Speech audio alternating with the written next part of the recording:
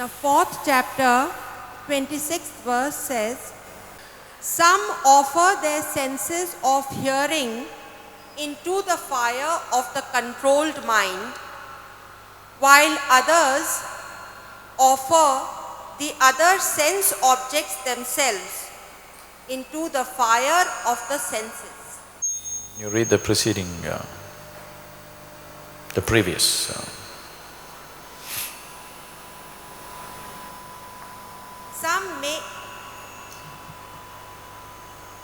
Some make offerings to the gods, while still others offer themselves into the fire of the Brahma. Okay, he's trying to bring about a distinction between performing rituals and a spiritual process. Now, some offer offerings to the fire, means the whole tradition, the Aryan tradition is ritualistic. And the main ritual is always, there is a homa kund, the fire burning and various types of offerings done for different types of benefits to be received from that. From offering just milk and ghee to gold and precious stones, to animal sacrifice, to human sacrifice, every kind of offering.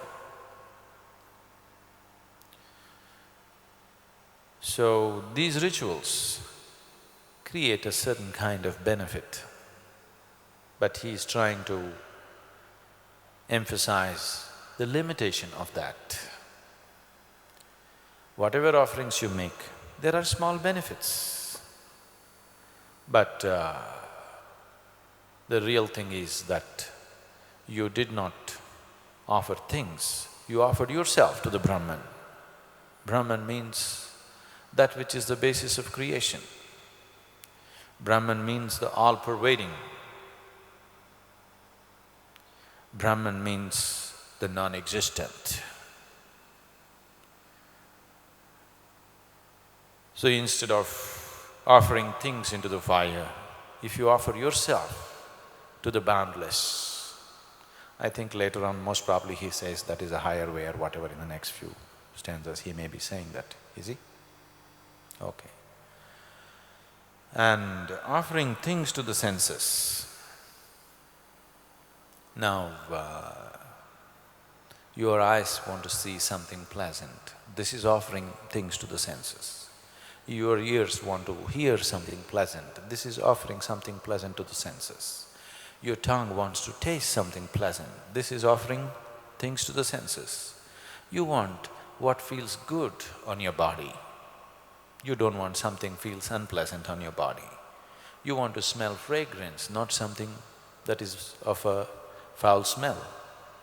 So these are the different ways in which a human being is trying to make his life pleasant. It works to some extent. It does work to some extent. But after some time, it'll frustrate you because slowly it'll make you realize it doesn't get you anywhere at all. It doesn't let you move 1 inch. Some pleasantness will come, but people who depend upon offering things to their senses will never know pleasantness as a way of life. Here and there, pleasantness will happen. Even if you're living in the most beautiful place on the planet, you know, when I was probably 10 or 11 years of age, we were living in Mysore.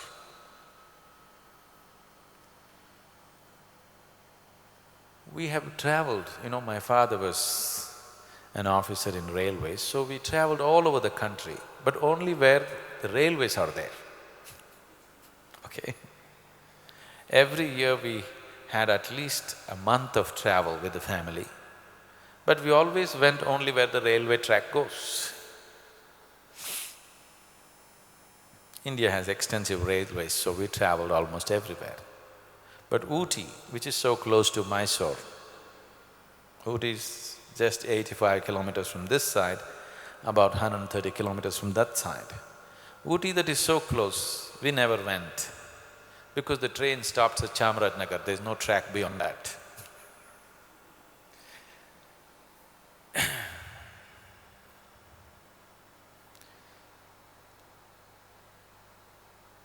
So actually when I was a kid, I told my father, you think only wherever your railway goes, only those places are worth going. He got mad at me. So, they were planning to go to Ooty because it's supposed to be a wonderful hill station, it's the most beautiful place and all that. So we drove up to Ooty and we just came, and from this end, from Coimbatore, there's a little train going up to Ooty, but there is no train from Mysore. It's a very steep part of the mountain. I don't know, maybe it's too much railway karma for my father. The guest house that we are supposed to stay was across the railway station. It's a beautiful narrow gauge railway, a little train, like a toy train, it takes up people, it's wonderful, but it's across the railway station. We are supposed to cross the railway station and go to the guest house where we are supposed to stay. So when we came there was a huge crowd gathered on the railway track. I am not one of those children who'll hold their daddy's hand and walk, I'm gone before they get off the car. So I just went where the crowd was, and somebody was run over by the train. So people were saying he committed suicide, he jumped. When the train came, he just jumped and killed himself. So I thought, oh, we came to Ooty thinking this is the most beautiful place. People had told us so much about how beautiful it is, and I was only 11. So I was really imagining some kind of paradise that I've not seen. And here, the first moment I land there, somebody committed suicide in the paradise. Ooty is pleasant on your senses, very pleasant. But even there, people commit suicide. You shouldn't be surprised if people are committing suicide in heaven, okay? But the problem with heaven, if you ever go there, the real problem is you cannot even commit suicide because you won't die in heaven. That's a real punishment. At least here, when you get fed up, you can shoot yourself or hang yourself. If you go to heaven, you can't do nothing. So, how much ever you feed your senses, life remains very limited and incomplete. It doesn't matter how you try to please your senses, you will remain dissatisfied and unfulfilled. But if you give yourself, if you burn the senses themselves through the fire of your mind, mind can be interpreted as awareness. If you burn the senses with your awareness, if you go beyond the senses, we've always been talking about this, right from the introductory day, we've been talking about going beyond the senses. Only when your experiences raises beyond the sense perception, then you're settled for good. What yoga is this that he's talking about? I'm blind with this book. What yoga is this? What chapter? Fourth chapter, what's it named? Yeah, okay. So, Gyan has been interpreted as knowledge in English, which is a wrong interpretation. Knowledge is usually associated with the accumulation of information. They are not talking about knowledge in that sense, they're talking about knowledge in terms of clarity of vision or perception, knowing life. Probably we can differentiate in terminology in terms of knowing and knowledge. Language can only go that far, but definitely they're not talking about knowledge as going to school or university kind of knowledge. They're talking about awareness which burns up the senses. Taking into consideration the effects of the gunas and one's own karma, I created the four socio-religious divisions. And though I created this system, you should know that I am eternal and not responsible for its results. In one place he says that. In another place he says,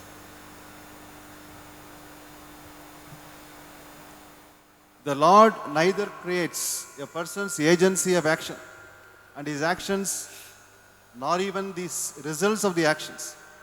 And this is done by a person's conditioned nature. Okay. He says the all-knowing God is not responsible for anyone's good or evil actions. Human beings are deluded because their knowledge is covered by ignorance.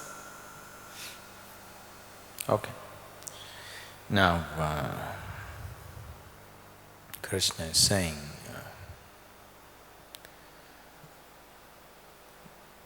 though in many ways I am the creator, when he's saying I am the basis of creation, you must understand, he is not talking about himself as a person. He is talking about himself as the essential core. He is talking about himself as that experience, as that unbounded possibility which is the basis of creation. He says, what is me is the basis of creation, which is so, definitely. It is so for you also. In him realized, in you unrealized, that's the only difference. At the same time, he's saying, because invariably the question will come up, if you are God, why don't you ward off the war? So he is saying, human actions come out of their gunas and their conditioned mentality, which is referring to karma. The five gunas and the karmic substance decides how a human being flows and what he thinks, what he feels and what he does. The whole spiritual effort is just that, to go beyond the compulsive conditioning of the mind. Unfortunately, people come for a spiritual process and even there they insist they should have their way, which is just absolutely self-defeating. Because the very idea of coming and seeking spiritual help is so that you can go beyond the compulsive conditioning of your mind. Because whatever you think, whatever you feel is coming from the compulsive conditioning which is there within you. It's a compulsive force. There is no way you can cross that using the instruments of mind and body. So you take up a spiritual process so that you begin to function beyond the limitations of the compulsive nature within you which has been established with past accumulation of conditioning or karmic substance.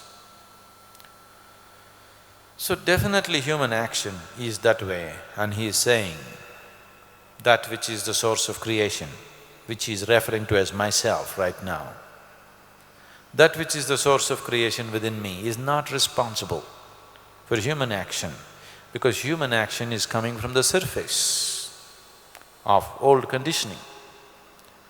So if God is sitting within you, what is the problem? Everything should be okay. That's the question. Probably Arjuna asked a question like that. You are saying the unbounded divinity is sitting within me, so if it is sitting within everybody, as you say, in Duryodhana also, why all this problem? Probably that's a question. Duryodhana is Duryodhana because of his conditioned compulsiveness. Arjuna is Arjuna because of his conditioned compulsiveness. What you call as Duryodhana or Arjuna or Bhima or yourself or somebody else is not the original nature, it is an accumulated nature. So the way you think, the way you feel, the way you act in the world is the result of your accumulated nature, not of your original nature. But he is referring to himself as original nature. But he is referring to others, human beings, as accumulated nature, which is the reality. Where is the contradiction in this? Why did Krishna choose Arjun to explain the Gita? Why not Yudhishthir? See, Krishna would have been willing, the kind of man that he is, he would have been willing to offer everything that he knows to anybody who came his way. That's been his way, wherever he went, whoever came without distinction, he just offered himself totally. But if you want to speak, it is contained in a small book here, but if you want to speak these 18 chapters, somebody should love you enough to have the necessary patience to listen, isn't it?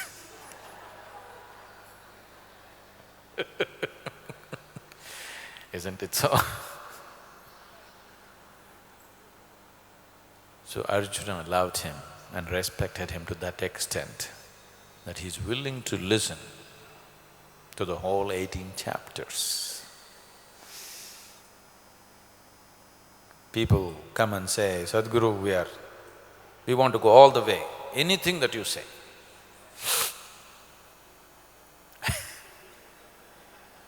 This anything that you say, they believe it when they say it. I'm not questioning their sincerity.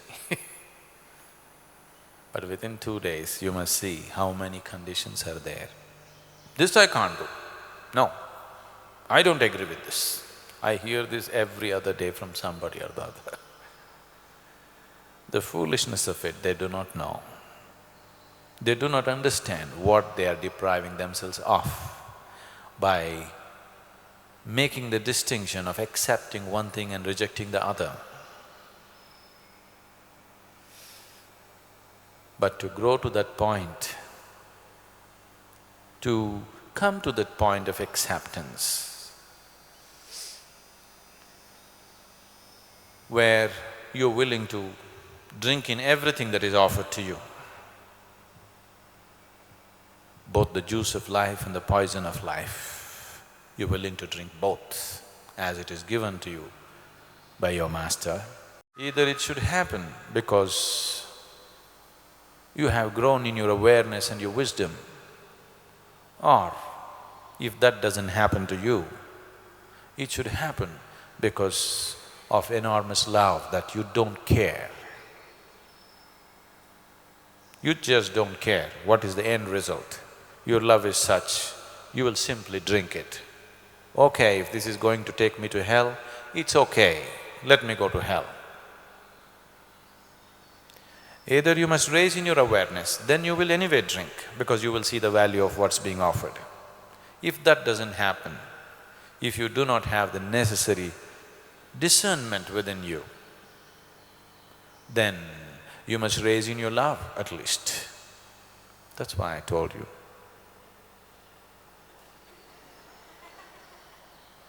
You'll do that. Either work to sharpen your awareness, which is a harder job. It takes incessant application. It doesn't happen overnight. But love can happen immediately. Yes? This is the reason why devotion has been stressed everywhere around the world. Always people talked about love in every religion and every spiritual path, because if you're willing, it can happen instantly. But your awareness, your wisdom, even if you're willing, it will not happen instantly. It needs work. That you have to earn. It is not going to just come like that. But love can happen instantly. That's the advantage of emotion. That's why Leela. So Krishna did not choose Arjuna. At last he found one guy. willing to sit through the whole 18 chapters.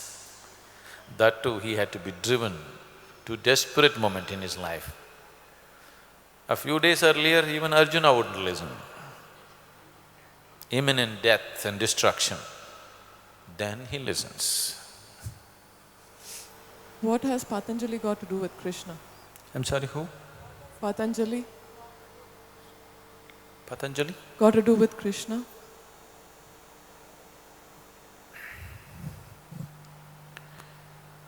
What's Patanjali got to do with Krishna?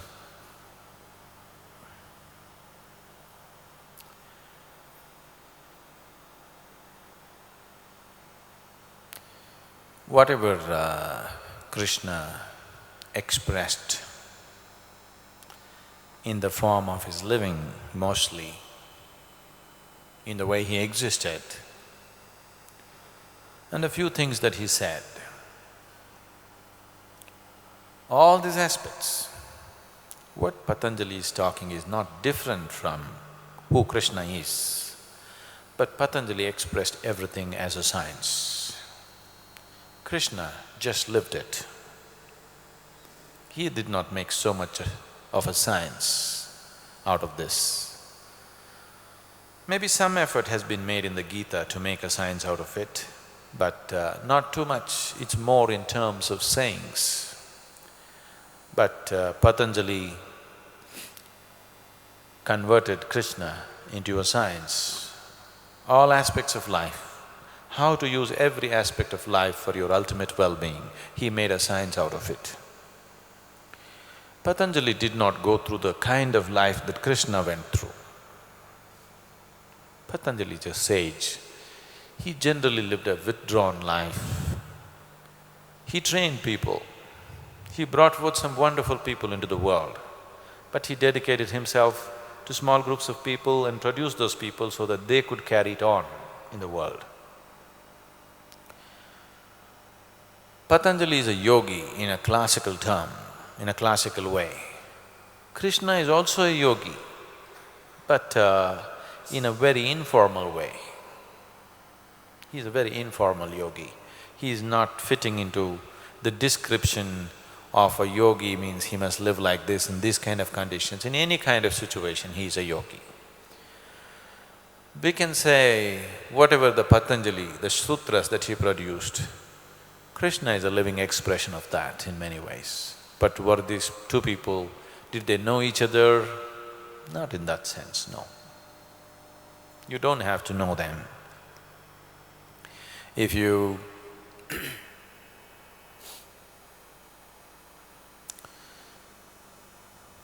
see, I'm not even able to read the Gita. I did not read it all these days because of laziness. Now I want to read, but I can't read, I can't see this damn print. But do I know Krishna? I know him very well. I know him too well. Because what we call as Krishna is not a particular man. It is a certain consciousness at play. So do I know Krishna? I know him very well, I know him very intimately. Did you meet Krishna then? I don't care to meet him. Because what we refer to as Krishna constantly plays within me. So I don't bother to go and meet him, but I know him very intimately. So Patanjali, does he know Krishna? Oh, definitely. How can Patanjali not know Krishna? He definitely knows Krishna. But did he meet him in the Kurukshetra? No. Patanjali wouldn't care at all to meet Krishna. But for Patanjali, Krishna is just one expression of all that he knows. On a certain day, Brahma was meditating near the ocean. He had all the 4 Vedas with him. Shankasur, a Rakshasa who lived in the ocean, came in stealth and stole the Vedas and hid them in the ocean. When Brahma came out of meditation, he saw all the Vedas were gone. So he went and informed Vishnu. Vishnu came and Brahma told him the story. So Vishnu took the form of a fish and went into the sea and talked to Shankasur. Shankasur said, I ate up the Vedas, I swallowed them.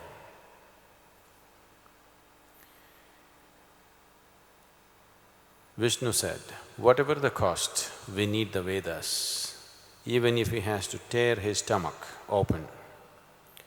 Shankasur knew his death was sure, so asked a last boon. I want to die by your hands only and want to remain with you even after my death. Vishnu accepted this and tore his stomach, and Brahma got his Vedas back, and Shankasur became Shank or the conch in Vishnu's hand, and he remained there forever. So that is the story behind the usage of Shank in various rituals and processes. This is a group from Orissa, it's a folk group from Orissa, which is a eastern state and northeastern state in India.